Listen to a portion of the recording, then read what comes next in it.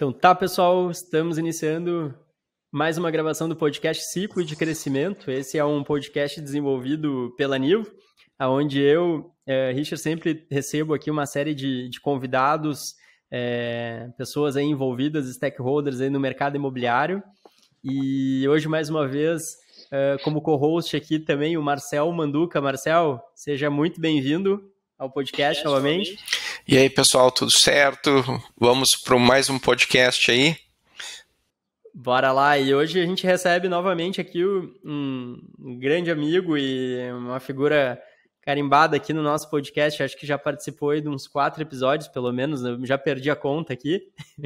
Mas um cara que entende muito de mercado imobiliário e mais uma vez aqui vai nos agraciar aí com um momento de sabedoria e há muito aprendizado, com certeza, que é o Telmo Bauler. Telmo, seja muito bem-vindo ao nosso podcast novamente, meu amigo.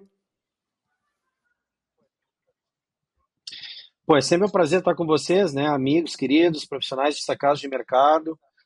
A gente sempre nessa itinerância, né, pelo mercado imobiliário. Eu estava, antes de começar o podcast, né, brincando um pouco com vocês nessa coisa, né? Hoje eu estou no quarto 423 de um hotel em Chapecó. Na segunda estava no 1407 em São Paulo, né, em Moema. E amanhã estarei num outro hotel, né, para atender a indústria imobiliária aí, o Constru Business brasileiro, enfim. Mas a gente encontra tempo, tem que ter esse tipo de conexão, até para a gente trocar aprendizado, se motivar mais, né, com o que está acontecendo, com tanta inovação que está, né, relevante ocorrendo no nosso segmento. E vocês sempre estão nessa vanguarda de inovação. Então, bater papo de qualquer coisa com vocês, para mim, é sempre muito bom. Maravilha. Espero poder contribuir. E, cara, como sempre, vamos cumprir aqui o protocolo. A gente sempre pede para o nosso convidado se apresentar ali, contar um pouquinho da sua trajetória. Eu sei que tu já fez isso algumas vezes com a gente aqui, mas se quiser fazer só um resumão do Telmo, e aí, na sequência, a gente, até se quiser, dando já alguns updates aí, né, das trajetórias aí que tu vem percorrendo aí nos últimos tempos também. E na sequência a gente já começa o nosso bate-papo aí sobre o tema de hoje.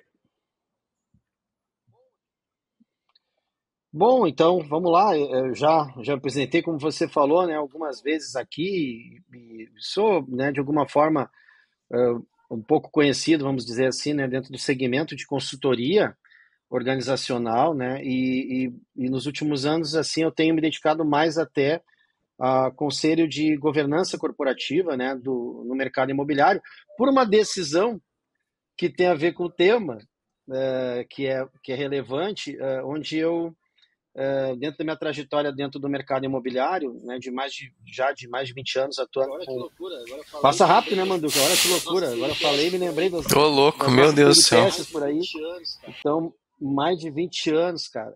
E só de consultoria, né? Então a gente chega num ponto que a gente diz assim, peraí, eu quero atender que tipo de consultoria organizacional? Porque são várias verticais, negócios dentro da indústria imobiliária. Quando me perguntam assim, pô, mas tu é consultor no mercado imobiliário, da indústria imobiliária, eu digo, cara, mas você atende, né, incorporadora, né, de produtos, né, para produto médio alto padrão, produto de luxo, você atende imobiliária especialista em terceiros, imóveis prontos, aquelas só de lançamentos ou parceiras de house de incorporadoras, ou você atende só administradoras de condomínio, ou administradoras de locação e de imóveis, inclusive hoje segmentos, né, de family office, patrimonial, de proprietários patrimonialistas, uma série de... Então, há uma série... um nicho tão grande, né, de especificidades que você chega um momento que você decide, peraí, eu quero me especializar mais ainda dentro de um tema onde você atua só com o C-level da empresa, ou você quer trabalhar projetos específicos, treinamentos. Então, consultoria organizacional ou consultoria em si é uma coisa muito abrangente, é um guarda-chuva muito grande. E hoje eu me foco mais justamente na parte estratégica, né, nas concepções de organograma funcional, estrutura organizacional, e em governança, que é planejamento, comunicação e transparência né, desse C-level, desse andar de cima da empresa para o tático da empresa, né, onde tem os gerentes, coordenadores e supervisores, e aí sim o impacto na operação. Então, claro que eu gosto muito de atuar, né, com o colaborador que está lá na linha de frente, isso eu não abro mão também, mas hoje o meu papel principal é mais estratégico, de sentar com esses empresários, né, assim, periodicamente, né, dentro da minha disponibilidade de agenda, para discutir os rumos, né, o que está acontecendo e como que a gente pode maximizar resultado, né, melhorar a performance, né, diminuir ruídos, né, e melhorar a experiência com o cliente final deles, né. Então, esse acho que em resumo, assim, isso tem a ver com escala, né, de negócio. Então, eu decidi não escalar consultoria, porque é algo muito autoral, muito singular, né, esse tipo de atendimento de conselho. O meu cliente, por exemplo, gosta dessa exclusividade, é um posicionamento diferente de uma consultoria de escala, ou de vários treinamentos, eventos, né? O que é muito produtivo também, fantástico, mas que não foi a minha vertente de Legal, escolha Thelmo. profissional. Acho que é legal, assim, tu transitou sobre vários pontos, né? Matezinho aqui. Fica à vontade. Tá denunciando tá denunciando essa preferência que o ciclo de crescimento tem por gaúchos, né, cara? Mais uma vez uma trinca de gaúchos aqui, né?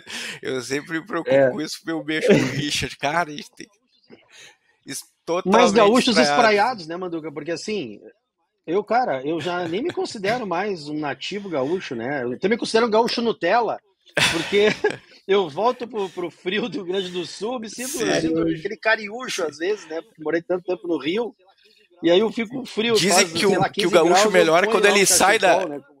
Olha, nem chama mais de manta, chama de cachecol. Que o gaúcho fica melhor, né? Então...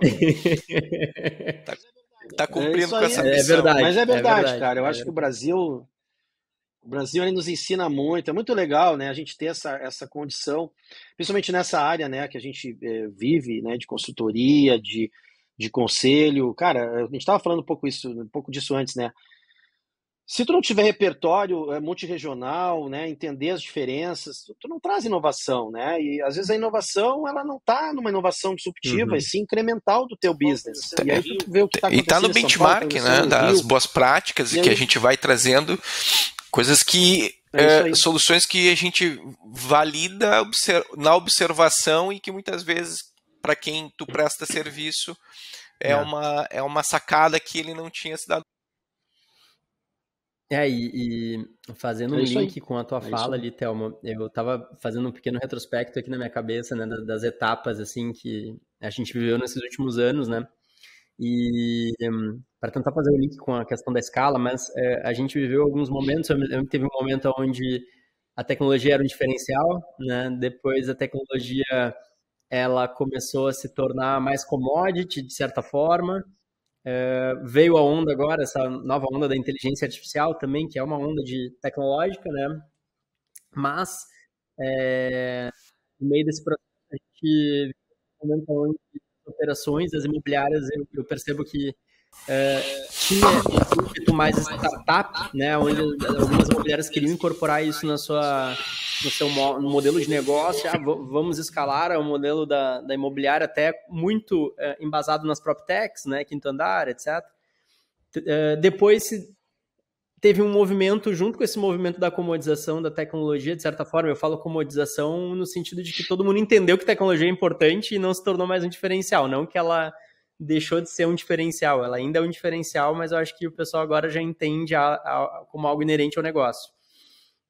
E aí voltou-se um olhar, assim, eu vejo para os negócios no sentido de como que a gente se diferencia, né, nesse cenário. E aí eu acho que começou talvez a ter esse movimento de olhar para dentro da sua operação e entender qual é o seu verdadeiro diferencial, como tu mesmo falou, né, o que é essa singularidade do negócio, né, que vai te diferenciar do teu modelo de atendimento, no teu modelo de negócio, de fechamento, de atendimento ao cliente. Geralmente isso a gente enxerga muito no atendimento ao cliente, né, mas Enfim, eu vejo que voltou esse olhar para dentro novamente das operações no sentido de se reestruturar e até algumas imobiliárias tinham perdido um pouco da sua essência, talvez, nesse modelo de transição, e agora estão tentando recuperar isso, de certa forma.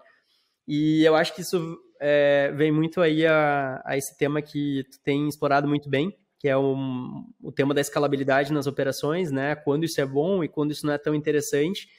Então, tentei fazer um breve resumo, queria saber na tua opinião, né? Já trazendo a pergunta de $1 milhão, né? Qual é o melhor modelo, na tua opinião?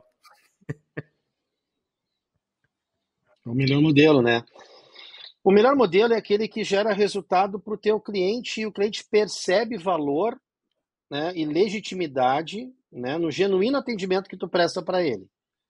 E isso pode ser através de escalabilidade, ou pode ser através de uma segmentação do teu negócio, de uma singularidade, e aí depende também do teu DNA corporativo, né? Nada impede que uma empresa, por exemplo, que se notabilizou no mercado por administrar condomínios, possa, por exemplo, entrar numa vertical de compra e venda e ter muito sucesso. Só que aí ela precisa dos atores necessários, né, e dos processos necessários para conseguir atingir resultado nisso, né? Então, não dá para você ir pela modinha. E talvez, assim, mais do que a resposta da pergunta de $1 milhão, é a reflexão do momento que você está vivendo como empresário. Será que eu estou fazendo o feijão com arroz bem feito para eu inovar? Vocês já devem, obviamente, ter visto o conceito da ambidestria na gestão, né? O que é ambidestria na gestão? Enquanto você busca a eficiência e eficácia operacional, né, com a previsibilidade do teu negócio, né, de maneira fanática, ou seja, atenção total aos detalhes, né, disso que gera o teu ganha-pão, teu feijão com arroz, você tem que paralelamente buscar a inovação, o incremento, né, de tecnologias, e não só tecnologias na concepção digital, né, na verdade, inovar na forma de entregar esse serviço, essa prestação de serviços, e que gerar um impacto de experiência no cliente, né, positiva. E aí pode ser uma série de coisas, uma série de inovações sem passar por tecnologia. Quer ver uma inovação bárbara que é incremental e que até uma empresa como a player de mercado, né, que não tem problema nenhum de dizer, até porque é um elogio, o Quinto Andar, recorreu a um serviço proprietários multipropriedade para fazer um atendimento diferenciado a esse perfil de locador investidor patrimonialista que tem mais de 5 imóveis, né? Então, comprovando que o atendimento de uma plataforma digital, numa esteira digital, não é o mesmo para todo o perfil de cliente. O proprietário de 1, 2 imóveis necessita de uma consultoria imobiliária, de um serviço, né?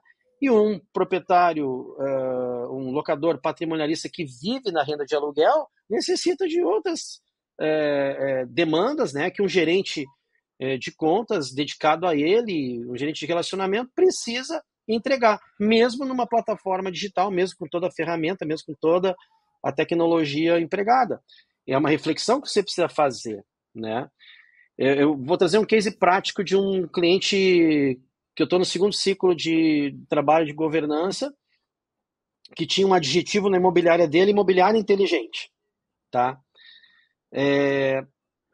Cara, não estava inteligente o negócio, compra e venda nessa empresa. Não estava nada inteligente. Aliás, estava bom e inteligente para uma outra parte da parceria na franquia. Que tinha tudo para dar certo, mas como eu falei antes, o DNA, cara, o teu DNA do empreendedor, ele precisa estar ajustado à tua ambição do que você quer alcançar. Então, no caso dessa empresa, o DNA era de administração de condomínios, onde eles tinham total notoriedade, percepção de valor do mercado, número de clientes para trabalhar melhor, uma massa crítica fantástica para monetização, uma série de receitas, né, para a gente trabalhar investimento, reinvestir no negócio e buscar o crescimento.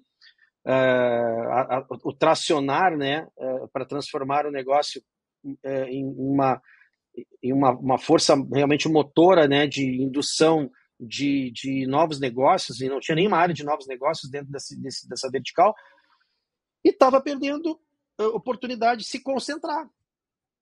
E aí fez movimentos, tentativas, né, frustrados e que custaram muito caro, e se descuidaram nessa parte da previsibilidade, nessa parte da eficiência e eficácia operacional, não perdendo só dinheiro, mas falhando na operação, etc.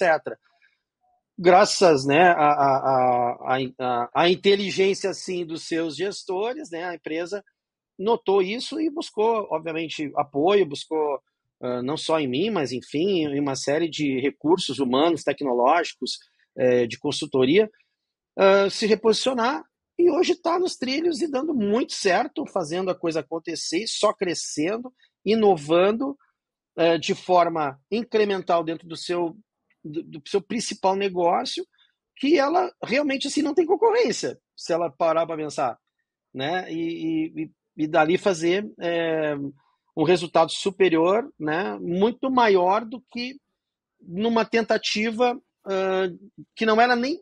A empresa não era imobiliária, ela era uma administradora de bens imóveis e condomínios.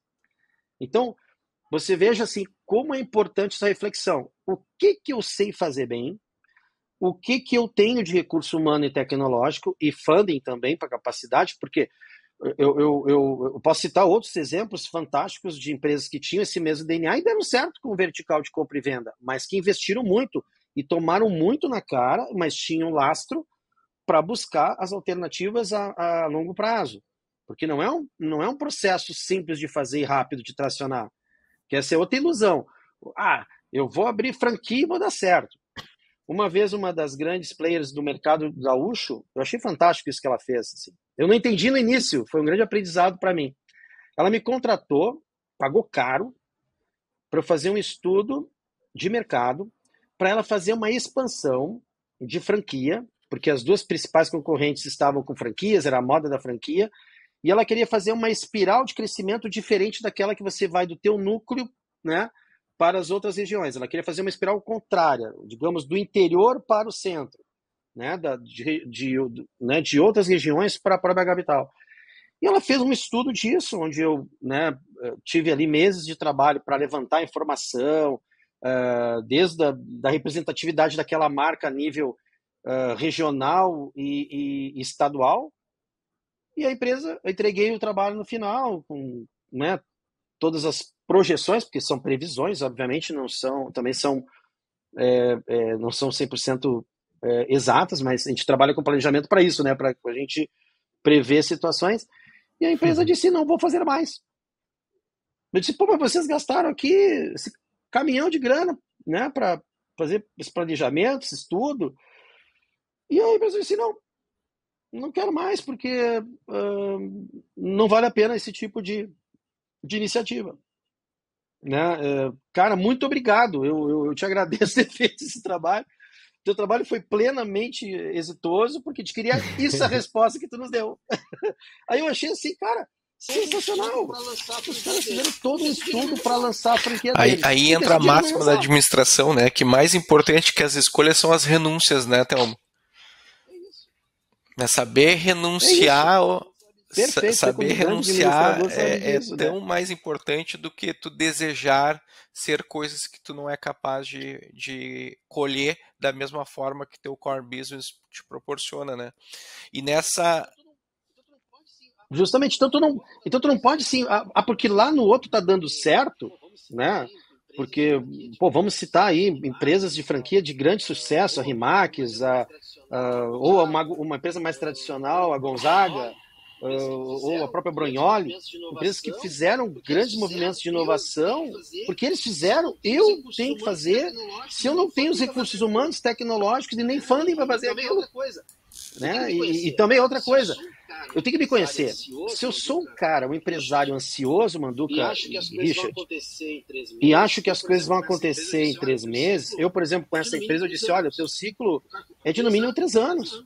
O cara, 3 anos, 3 anos. O primeiro é para a gente ajeitar, o segundo é para a gente colocar as coisas, né, numa perspectiva, e o terceiro é para alcançar aquilo que a gente colocou em perspectiva. Aí o cara, não. É isso aí, vamos lá, constância de propósito. Tu falou o verbo que a gente... Falou as palavras que a gente vai ter que conjugar em verbo, né, em ação, no caso, né? Praticar, né? Fazer acontecer, contratar, treinar, educar, investir, aí vai dar certo. né? E aí, sim, aí vai dar certo. Mas primeiro essa reflexão, DNA, o que o meu cliente realmente se importa, onde que eu posso... E aí, às vezes a gente vê, cara, que assim, eu sou muito procurado também, eu acabei te interrompendo, Manduca, mas eu não posso perder a linha. Tu vem, vai emendando, né? Eu sou muito procurado, às vezes, por empresários assim, pô, cara, eu quero vender a minha empresa. Porque o cara tá de saco cheio, com um monte de problema, o cara já tá num nível né, de condição, né, de qualidade de vida que, pô, cara, eu tenho meus aluguéis, eu tenho meus resultados aqui, será que eu preciso ficar me estressando? Mas às vezes o cara não precisa ficar se estressando. É que ele não olhou para esse processo dele, para isso que traz satisfação para ele. Aí quando ele olha, ele desiste de vender. Quando é uma empresa que não tá, obviamente, né, deficitária, não foi mal conduzida, enfim, é uma questão só de... Sabe aquele momento... vou fazer uma analogia. Sabe aquele cara que é feliz no casamento, mas não sabe? Aí ele começa a achar que lá fora é melhor, entendeu? E, na verdade, ele não fez uma reflexão, né, do que ele tem de bom e do que também não é perfeito e que ele pode ajustar, porque ele também não é perfeito nesse processo conjugal, para ele... Vamos entrar agora em terapia, né? Para ele poder consertar e ver que realmente, cara, ele tá no lugar certo, né? Como o contrário pode ser verdadeiro. Cara, eu tô com o parceiro errado, eu tô com o sócio errado, eu tô num negócio que não tem nada a ver e eu tenho que realmente segregar isso, romper com isso para eu voar para outro lado, né? Então, eu não estou dizendo aqui, peraí, trave o ímpeto, trave, né, até porque assim, ó, não é nem o Telmo que fala, isso é o Peter Drucker, o nosso papa da administração, né, Manduca? Ele que fala, a oportunidade vem antes da estrutura. Então eu vou sempre entender no mercado o que está acontecendo de oportunidade e aí sim eu vou para a estrutura para atender aquela oportunidade. Mas não vou esperar estar tudo certo para fazer um movimento. Não existe isso. Ninguém fez planejamento estratégico do seu negócio, em todos os negócios de sucesso, para rodar o negócio. Ele pegou, botou a mão na massa e fez acontecer, e depois ele vai fazer para melhorar toda a sua governança. Não sabia nem o que significava governança, e muitas vezes nem sabe ainda o que significa. E a empresa dele tem sucesso. Mas é porque ele está entregando o resultado para o cliente de maneira genuína e legítima. Tocou um ponto super importante, então, que é a governança, né? Sobre essas transições e ampliações de quadro, expansões, outras praças. O que a gente percebe hoje é que muita imobiliária tem essa ambição por ficar se medindo no mercado e o empresário de imobiliária ele tem esse cacuete, essa vaidade de querer estar, né, sempre à frente dos concorrentes e tudo mais. Então, um concorrente expande, né, num modelo de franquia ou de licenciamento ou de filiais, não importa, e ele tenta seguir essa mesma trajetória e não consegue. Aí nós temos aquele conceito que está muito arraigado da forma como o mercado imobiliário, como as imobiliárias foram concebidas, muito em base das famílias, a própria administração patrimonial, e aí ela cria essa escala, dá esse primeiro voo, e aí ela se contrai de novo, né? Onde é que está o erro aí nessa visão de negócio?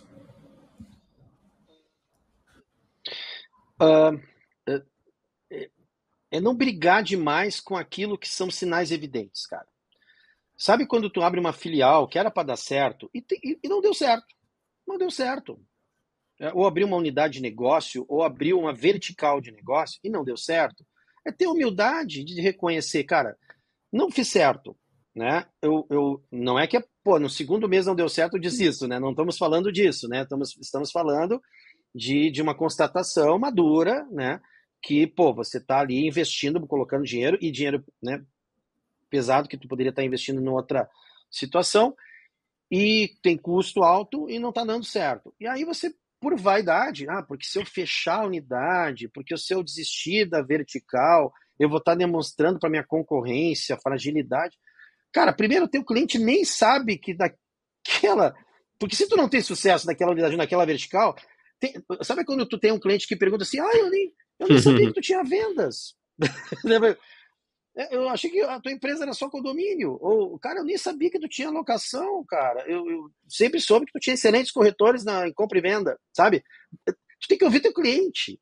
E o que o teu cliente está te dizendo é uma leitura importante de você fazer. Não significa que você... Ele não sabe o que é a decisão. Ele não vai tomar a decisão por você, mas ele é um sinal evidente, né, para você tomar essa decisão madura de, peraí, vou brecar isso e não vou insistir. Então, insistir por vaidade, por essa coisa assim, não, porque eu vou provar, e sem tomar uma energia bem colegiada com quem vai realmente contribuir, não vai dar certo. Então, assim, eu quero fazer dar certo, tenho funding, tenho recurso, tenho lastro para fazer aquela insistência, vou chamar quem entende. Vou fazer benchmarking, vou visitar lá os meus colegas de mercado, planejamento, vou chamar uma consultoria, né? Como essa empresa que me chamou para tomar a decisão que realmente, cara, esse passo, deixa meus concorrentes fazerem e quebrarem até a cara se não fizeram, né? Porque tem muita lorota também no mercado. Vamos lá, né, gente?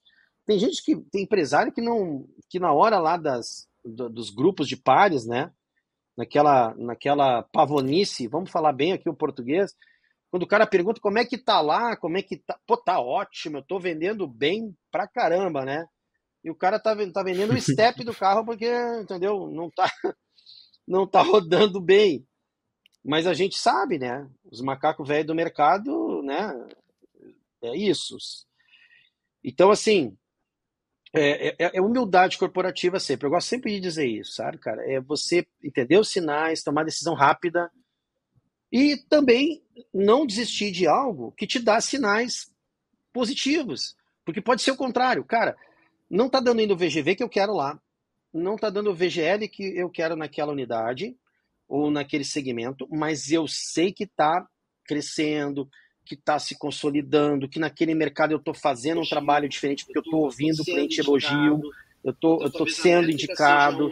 Então talvez a métrica seja uma velocidade. Às vezes é muita ansiedade também, né?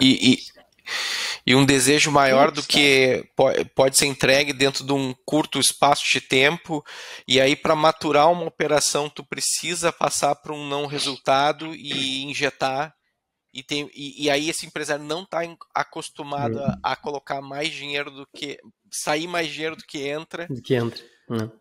E tem um ponto fundamental também, que é tu acertar lideranças, né? Principalmente quando tu assume outras praças, né? Quando tu não tem uma liderança forte, tu monta e desmonta equipes até tu encontrar ou não, aí chega o fim da linha, né? Tu tem que tomar uma decisão, né? Ou tu segue crente de que tu vai ter que encontrar uma nova liderança, ou fazer daquela liderança recuperar, né? Ou tu recupera ou tu corta a cabeça, né? Então, tu dá seguimento com aquela gestão, tu já corta aquela gestão e encontra outra, mas a gente sabe que não é fácil e muitas vezes a gente está distante da operação e tu fica refém também daquela condição, né? E aí o dinheiro vai saindo do caixa, vai saindo do caixa. E é tão engraçado essas coisas, assim, porque às vezes acontece que o sucesso também atrapalha, tá? Eu tenho alguns cases muito assim, sugêneres, assim, sabe? Tem um exemplo, assim, que a pessoa que foi o líder que veio para fazer tal coisa deu tão certo, mas tão certo, que o que ele tá ganhando tá incomodando quem eu trouxe. Tipo assim, mas porque ele não planejou também, a remuneração não planejou, não acertou no movimento. Se der certo, esse cara vai ganhar muito. E isso vai me incomodar? Eu quero um sócio, esse cara vai ganhar X e vai também colocar risco patrimonial na jogada, reputacional, ou é só na minha parte, vem ao reino dele. Tudo isso tem que ser planejado. Quer dizer, o cara planeja em cima de uma realidade pequena e o cara estoura. E às vezes não foi o cara que estourou também, foi a empresa que estourou. Ela não vendeu, a conjunção astral, o eclipse lunar, tudo deu certo, a empresa foi bem, e aí o que acontece? O que acontece? O cara acha que vendeu e na verdade foi comprado. E aí tu também não toma decisão por um resultado que não é o real. Então, assim, também tem que fazer. Tudo é analisar. Passa por recurso humano, recurso tecnológico, por análise de mercado, por se debruçar e fazer o papel de um diretor, papel de um dirigente, vamos dizer assim, né? Não exatamente com esse cargo de diretor, ou CEO, ou sei lá o que for, mas sim o cara que se debruça em cima do que é custo, do que é investimento, do que é receita, analisar esses montantes, essas importâncias, porque uma empresa ela pode até não dar resultado, mas ela não resiste se não tiver fluxo de caixa. Então eu tenho que estar com tudo isso muito claro no meu painel de bordo ali. E também não adianta, são cada coisa que eu vejo, cara. Aí o cara sai contratando BI, porque viu que BI, inteligência de negócios, é fantástica. Aí o cara tem um painel de bordo, tipo daqueles que tu olha num Boeing e tu não sabe nada do que tem ali. E o cara só precisava de uma planilha de Excel que dizia VGV, VGI, né? Custo da unidade operacional, investimentos, né, previstos, o saldinho que vai dar. E, cara, eu vou trabalhando. Aí o cara bota lá um painel com um negócio assim, outro assado, outro que vem aqui, aquelas palavras difíceis, né? Que eu trabalho com elas, mas eu odeio deixar meu cliente atrapalhado, as KPIs, as OKRs. E, cara, o cara fica louco ali, não entende nada e não dá resultado nenhum, o cara fica, né? Aí bota a culpa na consultoria ainda. Então, é tudo isso, né, gente? Vocês sabem como é. Então, o que eu sempre sugiro? Cara, vamos começar do feijão com arroz. Depois a gente bota um temperinho, vai para um ovinho frito molezinho que fica bom com arroz, vai para o toicinho, né? Quem gosta do porquinho, vai para o bifezinho, uma passada ao ponto. Aí a gente vai incrementando esse prato. Porque senão o cara não degusta direito o que precisa e nem decanta no tempo que tem que decantar o que a empresa vai trazer para ele, né? E aí se precipita. Ou bota a arriscar o que ele consolidou. Porque para perder é fácil, né, meus amigos? Para dar uma bobeada de investimento e perder o que é fácil, e isso acontece muito em sucessões mal feitas. Porque é aquela velha história, né? O pai lá fez, o avô lá fez aquele puta de negócio, aí vem o neto inovador, né, cheio de ideia, que foi lá no Summit. Summit. Como é que é? Tantos nomes, né? Vamos ficar só nesse. E tem mais não sei o quê, e aí o cara volta, cara, nós temos que ir agora e tal, e beleza, e todas aquelas sopas de letras. E aí coloca tudo em risco. Eu não estou dizendo aqui que é para ficar retrógrado, dinobroker, não é para ficar dinobroker, tá? Mas você tem que ter pé no chão, ainda mais agora, o preço, o valor, né, do dinheiro, do investimento, tudo isso tem que estar muito bem calculado. Então, a grande sacada é você ter parcimônia, ter calma, não deixar o cavalo passar encilhado, mas analisar, não perder a oportunidade jamais. Né?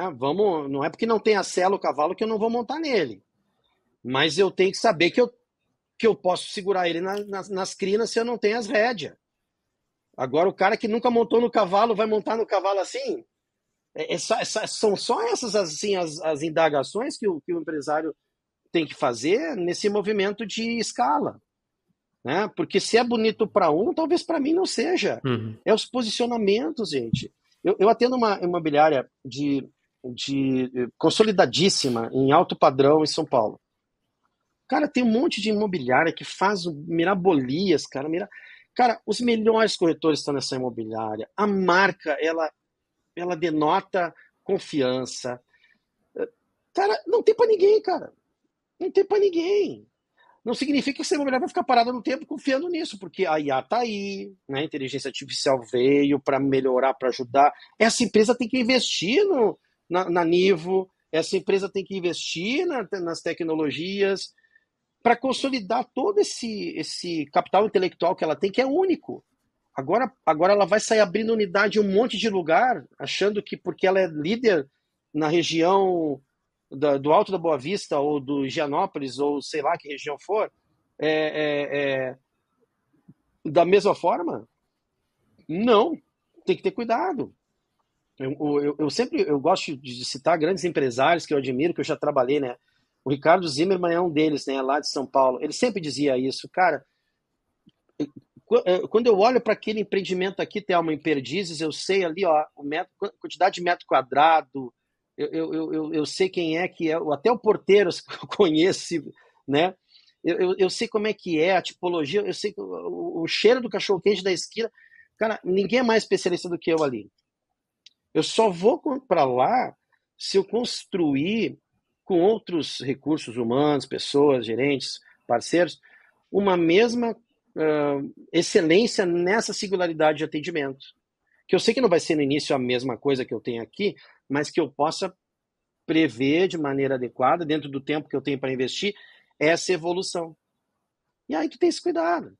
Não é sair, pô, vou alugar agora e eu vou comprar, todo mundo tá com a parceria da fulano de tal, e aí isso é bom para mim. Isso é o outro não sei ponto, se é bom para esse é ti. outro ponto até que eu ia fazer analisar. uma ponte agora contigo, Thelmo, que é o movimento das redes, né? Existe essa tendência, né, natural, né, do movimento de redes e grandes modelos de franquias, né, que vem de fora do Brasil até, enfim, impactando e chegando forte aqui no Brasil cada vez mais. A gente teve um movimento de franquia no início dos anos 2000 forte aqui no Brasil, né? Eu me recordo da Noblesse, algumas empresas que fizeram. Brasil Brokers. Brasil Brokers, né? Depois eles compraram, né? Esse é um case bem interessante, né? E escalaram depois um modelo muito em função do Brasil também, né? Movimento macroeconômico acabou minguando. A gente sofre disso no país que a gente vive, né? Esse movimento sanfona. Mas me parece que esse movimento de redes e franquias ele vem crescendo e se consolidando muito forte, né? Seja através das PropTechs, seja através de modelos tradicionais de real estate que vêm de fora do Brasil. Com esse mercado consolidado, deixa de valer a pena, talvez, tentar pensar num modelo escalável para justamente, bom, é mais seguro, eu vou fazer esse feijão com arroz, que a gente falou, bem feito, desse modelo que a franquia está me propondo e botar e executar isso bem? Ou tu acha que ainda tem bastante margem de mercado para estruturar um modelo próprio de franquia aqui dentro do Brasil e fazer isso escalar, na tua opinião? Cara, eu sou um fã desses modelos de franquia internacionais que tem um histórico centenário, às vezes, né, de realmente de préstimos, de evolução, de educação, de treinamento, de mentalidade positiva, de motivação, de valorizar a marca, de valorizar o corretor, né, falando de imobiliária, que principalmente são modelos, né, para imobiliárias. Eu sou super fã, já trabalhei com as maiores franquias, né, estruturando o processo, tenho amigos dentro delas, né, sou fãzaço de vários deles, mas como eu falei, depende do teu posicionamento naquele mercado e o que tu quer alcançar. Se eu sou um cara, digamos, que estava numa empresa tradicional, não tenho sócio, não tenho talvez uma condição de desenvolvimento de marca ou tempo para maturar isso, né, do zero, cara, vale muito a pena você ter um modelo já consolidado que te ajude em todas essas áreas, né, que eu acabei de citar, porque já tem ali um modus operandi, um direcionamento que vai te ajudar a ter visão de alcançar. E, cara, eu prefiro, né, é minha filosofia, eu prefiro ter 50% de alguma coisa do que 100% de nada, né? Então, se, pô, eu tenho de uma franquia todo esse apoio tecnológico, rede de imóveis, né? Ou seja, eu já não saio do zero, tenho possibilidade de conhecer outros empresários e trocar experiências, eu tenho condição poxa, de alavancar. Isso realmente escala, isso é realmente muito legítimo, muito produtivo. Agora, peraí, eu sou um cara que já sou a referência naquela região, cara. Aquela região, por exemplo, é muito bairrista, ela é muito, né, enfim, eu já estou consolidado. Eu vou estar até arriscando, né? E outra coisa, eu também Sim. posso fazer uma combinação de marca. Pode ser híbrido também esse processo. Por exemplo, pode ser um movimento de eu continuar numa vertical de negócio consolidada com a minha marca e abrir com uma franquia internacional ou nacional com outra. Pode dar muito Uhum. certo. Já vi dar certo. Só que o cara vai ter que né, vai ter que se desdobrar, porque uma coisa que também, assim, tem uns empresários inocentes, né, cara? O cara acha que vai contratar um executivo, mesmo com características intraempreendedoras, e o cara vai pensar como dono de uma hora para outra. Então, cara, tu vai ter envolvimento, né? Eu tenho um filho, já tá difícil de dar atenção para ele. Se eu vou ter outro filho, vai ficar mais difícil ainda. Então, assim, o cara tem que entender isso, né? Ele vai ter que estar se desdobrando e para fazer aquilo dar certo, ele vai ter que se envolver. Se ele não se envolve nem no principal negócio que já tem E às vezes dificuldade, tá né? em No fazer outro vai uma ser mais complicado. reflexão no potencial de expansão sem expandir, ou seja, olhando para a região onde tu tem já o teu nome constituído, a tua autoridade estabelecida, e muitas vezes se negligencia esse primeiro passo que é vamos olhar primeiro para nossa volta, que tem muita coisa ainda para fazer, tem muita coisa ainda para crescer, do que a gente sair se multiplicando sem governança, sem planejamento, sem um Perfeito. organograma bem definido e sem muitas vezes pessoas confiáveis e competentes para que possam multiplicar a forma como a cultura sugere da empresa, né? Aí ia fazer uma viagem, né, Manduca? Tipo assim, cara, eu vou agora para Europa. E eu vou com o dinheiro que eu tenho na carteira. Cara, não, não é assim, né? Eu vou para uma viagem. Eu vou para um desconhecido, até por mais que eu planeje e tal, eu tenho que ter um laço, eu tenho que ter né, uma cobertura, eu tenho que ter um seguro, eu tenho que ter algumas coisas fundamentais para poder fazer essa viagem, uma experiência maravilhosa e uma oportunidade única de conhecer novas pessoas, amigos, vivenciar experiências maravilhosas. E aí vai dar certo, mas eu tenho que ter no mínimo esse exercício antes e entender se realmente eu preciso ir lá, né? Se daqui a pouco eu não tenho que conhecer primeiro as cidades daqui para depois ir para lá, né? E também entender se eu vou ter, né, intimidade com a língua, sabe, essas coisas assim que são importantes de tomar uma decisão, não porque o outro vai sempre para Nova York eu tenho que ir, ou porque o outro deu certo com a franquia. Eu entendo assim a franquia fantástica para esse tipo de situação que eu citei anteriormente, né? Se eu sou um corretor que deu não tem mais para onde crescer nessa imobiliária, conversei com dirigentes dessa empresa, né? Daqui a pouco, cara, né? Eu cheguei num limite ali dentro, né? Eu tentei de tudo ali, não consegui, pô, agora eu quero empreender. Se eu não tenho tempo ou não quero, eu quero alguns atalhos, né? E estou disposto a dividir, cara, eu procuro uma franquia dessa que ela vai me E ajudar falando muito, sobre mas esse muito plano de mesmo. carreira aqui, né, na maioria das vezes as imobiliárias não possuem um plano de carreira bem definido para, principalmente nas áreas de vendas, onde a gente tem o corretor de imóveis como o centro, né, da sua produção. Como que tu enxerga esse dilema da retenção e da perda ou até mesmo da formação de concorrência? Porque não tendo um plano de carreira dentro da imobiliária, esse corretor que ganha essa projeção aonde ele não só financeiramente, mas também pela maturidade dele, a constituição da carteira e relacionamento que ele tem com o mercado, cada vez se torna mais autônomo da empresa. E se não houver um segundo degrau, ele tem que tomar uma decisão, né? Ou ele se mantém estagnado, né? Ou aí tem todo um compromisso da própria empresa com ele também, não deixar isso acontecer, para que haja essa retenção, ou ele vai se projetar para fora. Numa franquia, principalmente essas internacionais, existe um planejamento de carreira onde, né, quase um marketing multinível, né? Tu consegue definir e traçar uma carreira com aquele profissional, ele abrindo a sua agência, mas dentro do teu guarda-chuva. Como que tu enxerga isso? Porque às vezes assim, né, a gente tá falando assim, cara, não cresce, fica no lugar que tu tá, não arranja confusão. Mas ao mesmo passo ele se sente ele se vê nesse dilema. Eu tô com uma equipe que nem tu falou, né? Tu tava lá com aquela imobiliária, altíssimo padrão, os melhores corretores, conhecendo muito bem o seu mercado, mas e aí? E se 2, 3, 4 decidem sair e abrir sua imobiliária? Eu acho que o empresário vive esse dilema todos os dias, né? Com certeza, vive.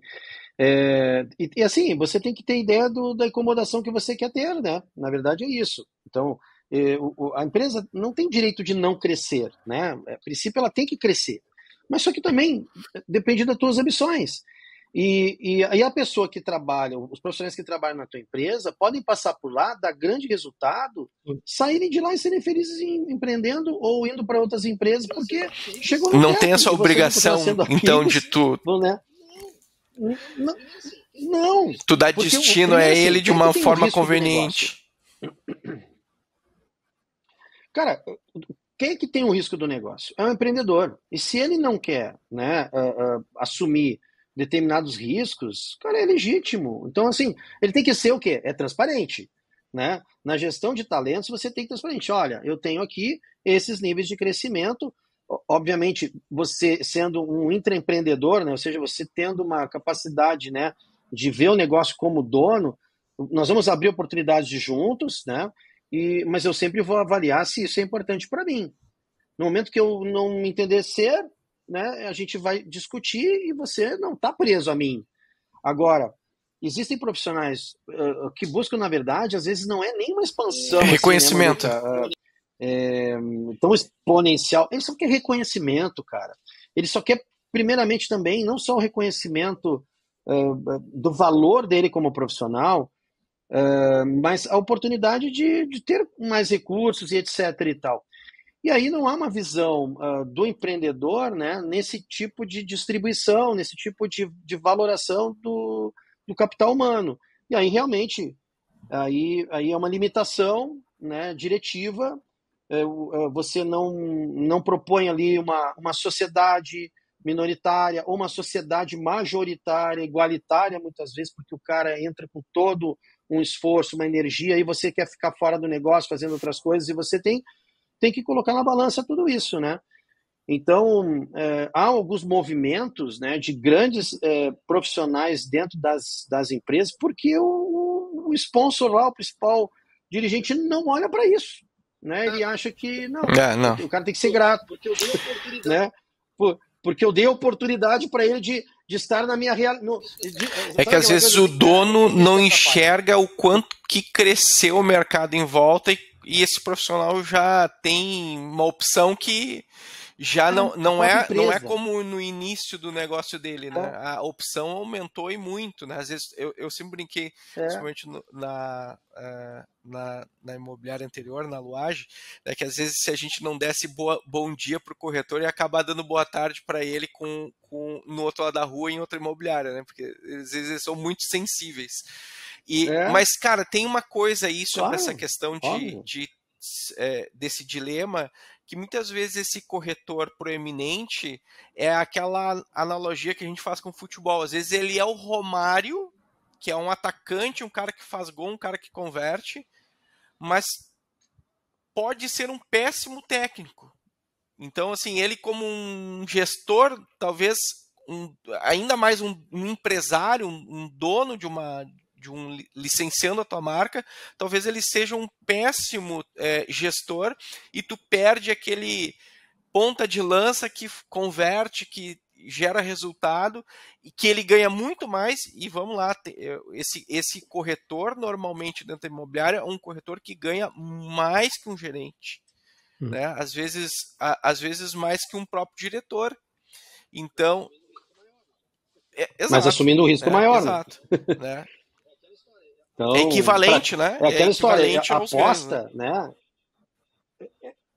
Cara, se eu apostar bastante, eu corro o risco de ganhar muito, mas corro o risco de perder também, né? Então, tudo passa por isso. Perfeito, Manduca? A tua análise é isso aí. Eu vou dar um exemplo hoje, tá? Hoje de manhã, às 8 da manhã, entrevistei aqui em Chapecó uma profissional que está numa empresa e dentre as perguntas que eu fiz para ela, né, enfim, direcioná-la para uma outra empresa, ela se candidatou a uma vaga, né, disponível no mercado. Eu perguntei assim, tá, mas me dá um motivo de orgulho de estar trabalhando dentro dessa empresa ou desse negócio e um motivo de, talvez, frustração, né, ou de oportunidade de melhoria. E aí essa pessoa, essa profissional, é das exatas. Ela é uma pessoa totalmente voltada para o administrativo, financeiro, para a controladoria. Não é uma pessoa para expansão comercial, relacionamento, network, evento, nada a ver. Ela é uma pessoa do back-office, não do front-office. Apesar de ser extremamente adequada no fino trato, etc. e tal. E ela disse assim, eu me sinto frustrada porque o meu diretor, ele esperava que eu fizesse a empresa crescer, né, em número de imóveis. Aí eu disse, tá, mas peraí, tu é economista, não, pode ter um economista totalmente voltado para tracionar a expansão, tudo, não quer dizer, né? Mas tu é economista das exatas, que era esse o perfil dela, tá? E o cara esperava de ti que tu ia fazer a expansão do business. E tu que tá frustrada. Aí eu expliquei que cara, assim, nenhum de nós aqui, nós três, temos todas as habilidades, né, as hard skills e as soft skills para carregar uma empresa nas costas com todas as inúmeras necessidades que essa empresa tem. Ela tem que ter um executivo para poder. No início, você cobra escanteio, cabeceia na área, fazendo analogia ao futebol, torce na arquibancada e narra o gol. Mas depois, se tu vai crescer, tu tem que ocupar, como você falou, eu não posso esperar do centroavante que ele defenda na minha zaga e o zagueiro que faça gol. De vez em quando acontece, mas é de vez em quando, né? E aí o cara espera da mulher do back-office a expansão do negócio dele. Cara, ele tinha que trazer alguém para fazer esse movimento. Então, assim, às vezes uma inocência, cara, assim, que tu deposita. É como tu colocar uma recepcionista com o cara fechada. Assim, tu tem que colocar essa mulher no financeiro, cara. Não que tu tem que ter uma mulher brava lá porque alguém vai pedir vale. Né? A pessoa já olha assim, mas ajuda. Mas ajuda, né? Porque se ela for muito daqui a pouco, né? Sem brincadeiras à parte, acho que eu estou sendo bem didático, né?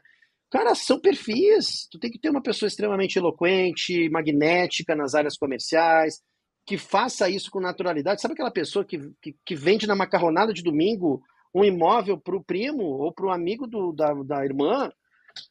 É diferente da pessoa que cuida do dinheiro, que cuida da conferência dos balancetes, dos pagamentos do proprietário, da emissão dos boletos, que presta atenção naqueles detalhezinhos que o comercial às vezes não presta. Então, assim, essa arquitetura, esse organograma, essas posições precisam ser ocupadas com competências adequadas, né? Mas, felizmente, né, a gente tem ainda... a gente tem muito, né? Empresário que se deu conta disso, participa de eventos importantes, busca insights com maturidade, contratam consultorias, ou se não contrata consultoria, busca formações e conselhos, e faz essa evolução, né? Quanto mais a empresa cresce, mais o organograma dele vai se horizontalizar, né? Com especialistas e tudo mais, né? E sempre é bom ter um conhecimento de gestão. Então, quando a gente fala de imobiliária, né, a gente volta para a figura do corretor. E o corretor, muitas vezes, ele é um agente de negócio e não é um administrador, né? Então, ele tem um senso de urgência diferente, uma constância de propósito ansiosa, né? Ou seja, ele precisa se para ser empresário, ele precisa se preparar ou se ancorar de outros parceiros que tenham características que possam dar para ele essa sustentabilidade.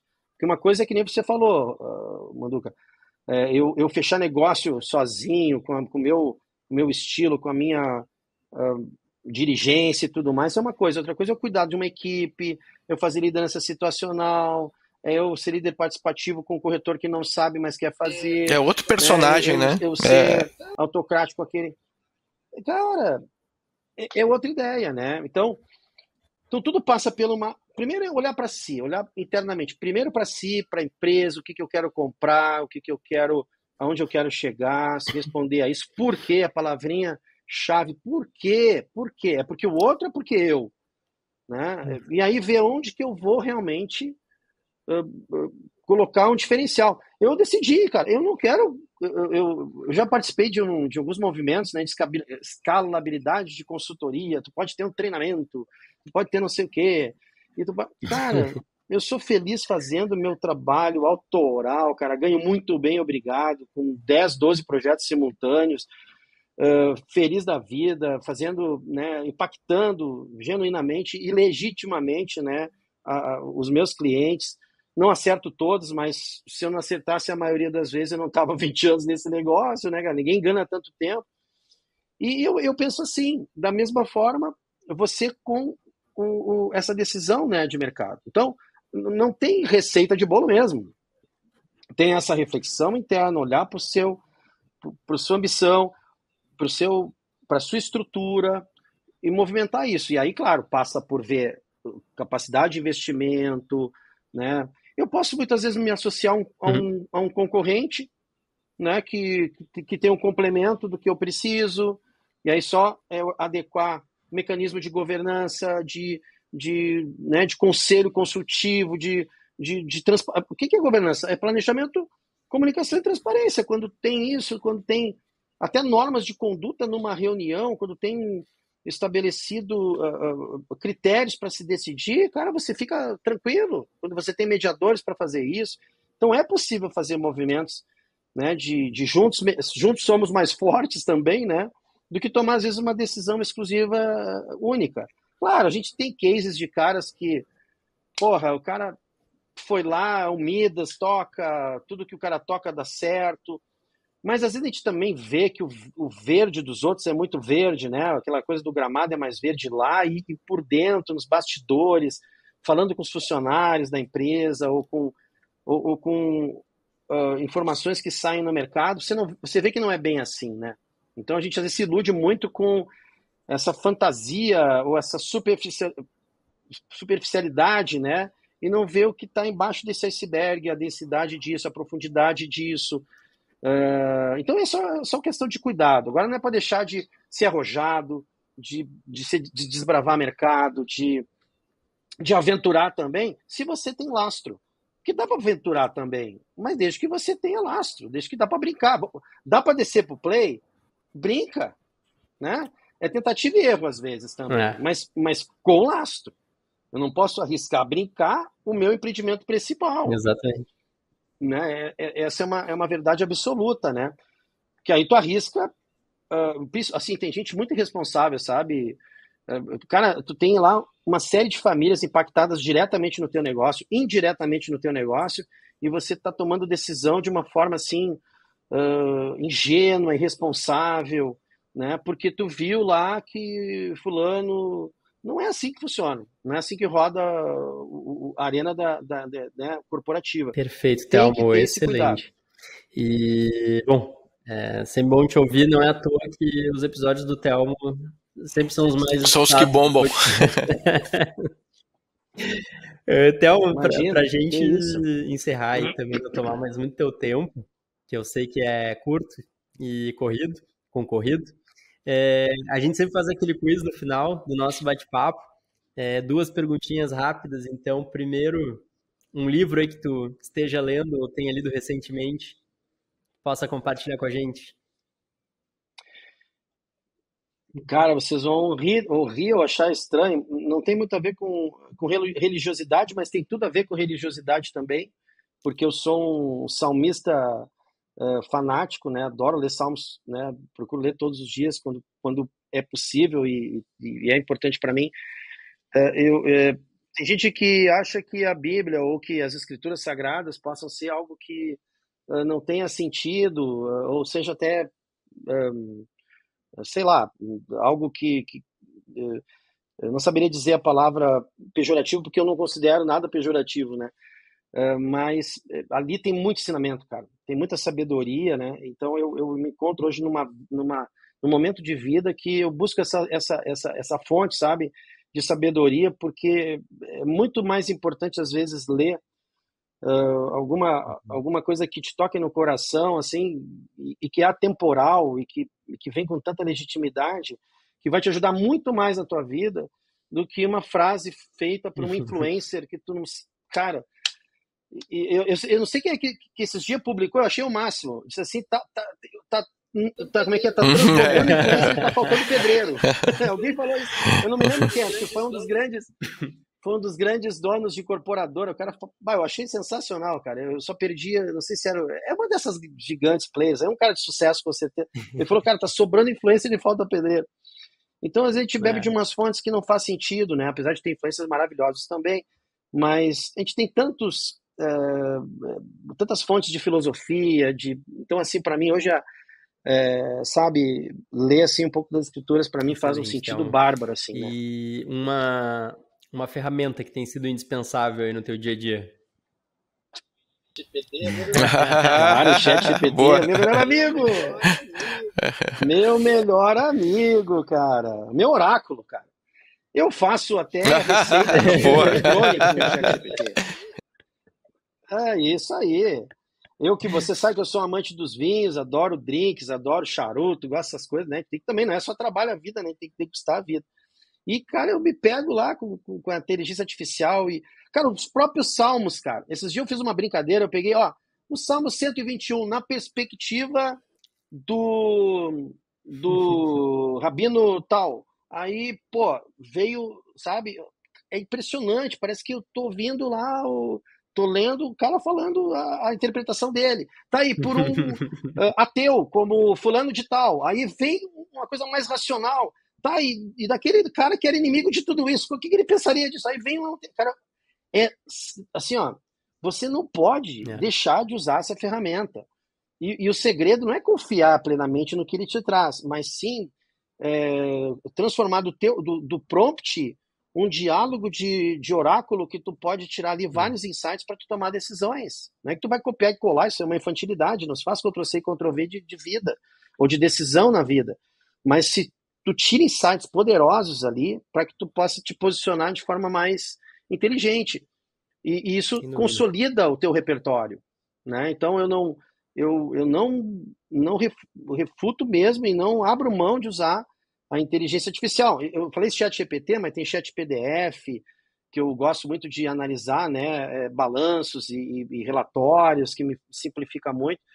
Cara, ferramentas fantásticas aí de inteligência artificial, que vai ser agora a ordem mundial, já é, né, a ordem mundial, desde que você não use com essa visão, assim, de que aquilo ali é um substituto da razão e do ser humano e etc e tal. Aquilo é um instrumento poderoso para consolidar o que a gente precisa no dia a dia corporativo e pessoal.